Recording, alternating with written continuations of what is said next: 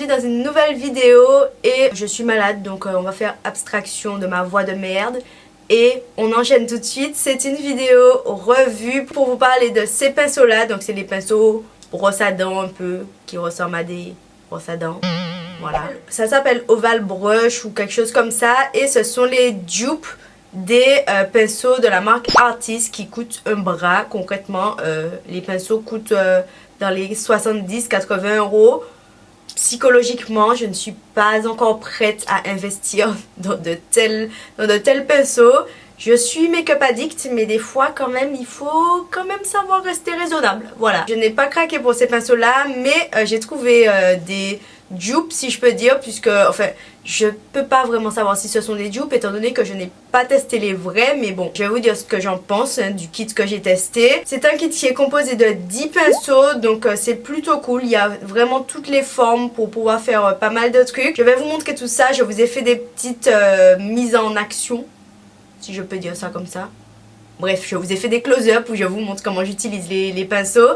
Donc j'espère que ça vous plaira, que ça pourra vous aider et que ça pourra vous faire économiser de l'argent surtout, puisque bon c'est le but étant donné que les pinceaux les originaux coûtent super cher. Là le kit coûtait 15 euros, 16 euros, 15,99 € pour 10 pinceaux, donc je trouve ça plus que raisonnable. J'ai commandé ça sur eBay, c'est arrivé assez rapidement, ça a pris une semaine à peu près, sachant que ça sortait de Chine, donc je trouve ça plutôt bien. Par contre, faites attention parce que j'en avais déjà commandé sur eBay, donc j'avais déjà commandé celui-ci et là c'est les nouveaux que j'ai commandés. Je sais pas si vous voyez la différence, mais les poils ne sont pas du tout les mêmes. Donc si vous voyez ces poils là, je vous les recommande pas forcément parce que bon, là, le résultat n'est pas le même. C'est beaucoup moins doux, c'est beaucoup moins joli le résultat. Donc voilà, prenez ceux avec les poils jaunes comme ça et pas ceux avec les poils marron caca.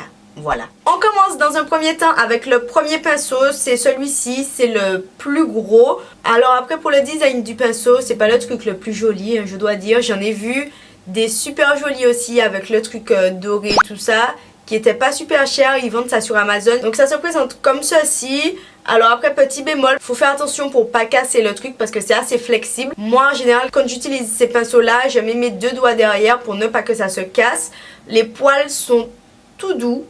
Tous, ils ont les poils tout doux et les poils sont assez resserrés, assez denses, donc ça fait vraiment un super joli résultat. Le premier pinceau, ben vous vous doutez bien que c'est le pinceau pour le fond de teint. C'est celui que j'utilise pour mon teint et du coup il y en a un deuxième qui est un petit peu plus petit, mais bon voilà, j'utilise les deux pour mon teint. Le petit comme le gros, ils sont très bien, ça permet d'appliquer le fond de teint de façon vraiment homogène. Vous pouvez pas vous louper avec ce type de pinceau là, je trouve que c'est limite presque comme une éponge. C'est très facile, très fluide, très rapide et franchement j'ai adoré le rendu de mon fond de teint avec ce pinceau là. Je trouve que ça fait un résultat de fou. C'est vraiment l'un des meilleurs pinceaux de teint que j'ai dans ma collection. C'est un truc de dingue, le résultat j'adore, je trouve ça trop... Oh c'est trop beau. Voilà, j'aime trop le résultat. Le pinceau est top. On dirait que je suis noire. Je suis noire ou pas? Voilà, en tout cas, si vous n'avez pas envie de vous acheter tout le kit et tout ça, les gros pinceaux comme ça, il me semble qu'ils sont vendus en individuel pour quelques euros, peut-être 1 ou 2 euros. Si jamais vous n'avez pas envie d'investir dans le kit, ce que je peux comprendre, même si ça coûte pas très cher en soi, mais vous pouvez toujours acheter le pinceau de teint tout seul. Je vous le recommande vivement parce qu'il est vraiment bien. Ensuite pour l'anti-cerne j'ai utilisé celui-ci. Clairement pour l'anti-cerne je ne suis pas fan. J'ai le dessous de l'œil hyper sensible et quand je m'applique ça j'ai l'impression que limite ça me fait mal tellement c'est dur, c'est pas... Je trouve pas ça agréable, je préfère faire ça avec mon Beauty Blender, c'est beaucoup plus facile. Alors après le résultat n'est pas dégueulasse, hein, c'est pas... Voilà, on va pas dire que c'est moche, mais je préfère mon Beauty Blender. Donc pour l'anti-cerne c'est pas quelque chose que je vous recommande. Bon après si vous voulez faire vos lumières avec tout ça, pourquoi pas, mais c'est pas celui que j'ai préféré. Après bien sûr vous pouvez faire vos contours avec, celui-ci la forme est très bien pour ça aussi. Ensuite pour mes contours j'ai utilisé deux pinceaux. Il y en a un qui est vraiment beaucoup plus fin. Je l'ai utilisé pour faire mon nez. Voilà comme ceci. J'ai bien aimé, j'aurais pu l'utiliser pour creuser mes joues et tout ça. mais j'avais envie de vous montrer l'autre aussi en action. Donc c'est celui-ci, il est un petit peu plus épais comparé à l'autre. J'aime bien ces pinceaux là, je trouve qu'ils sont pratiques, ils sont précis. Ils permettent d'appliquer la matière correctement. Alors après, pour estomper, c'est pas ce que vous allez utiliser. On va changer de pinceau pour l'estompage. Je les trouve pratiques, précis. Et j'aime bien, voilà, c'est tout.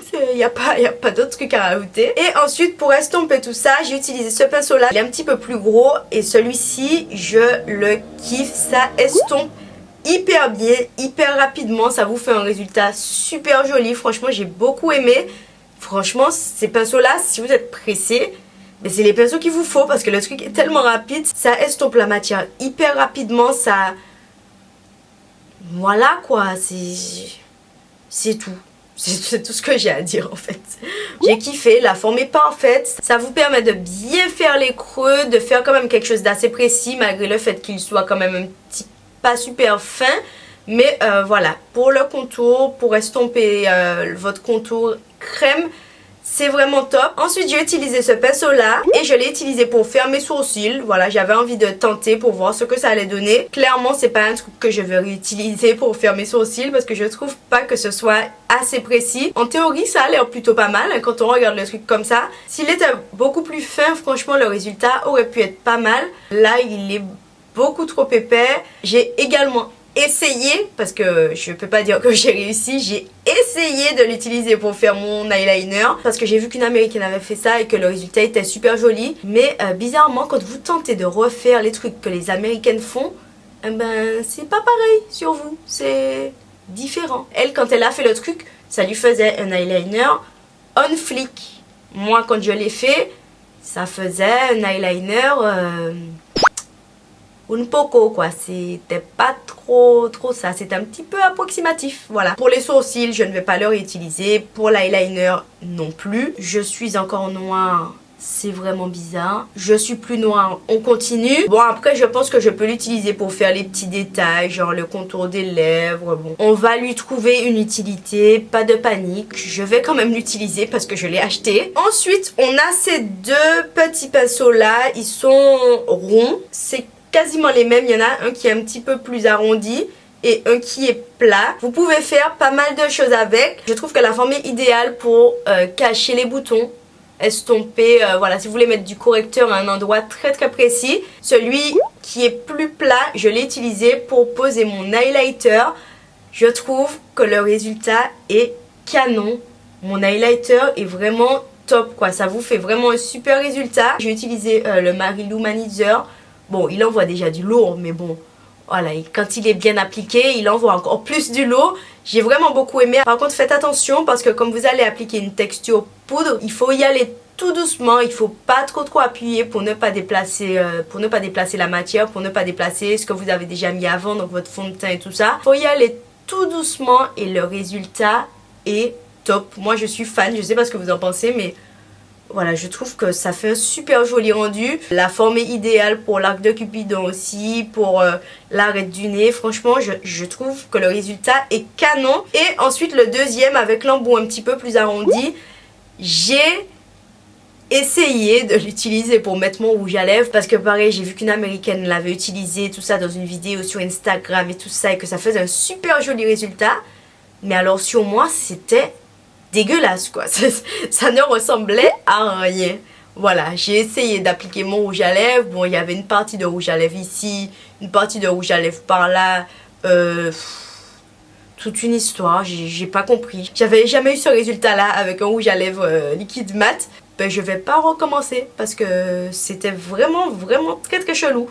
Du coup, celui-ci je pense que je vais l'utiliser pour faire mes petits boutons et ce sera très bien comme ça. Ce sera mieux en tout cas. Et ensuite, dernier pinceau du kit, c'est celui-ci.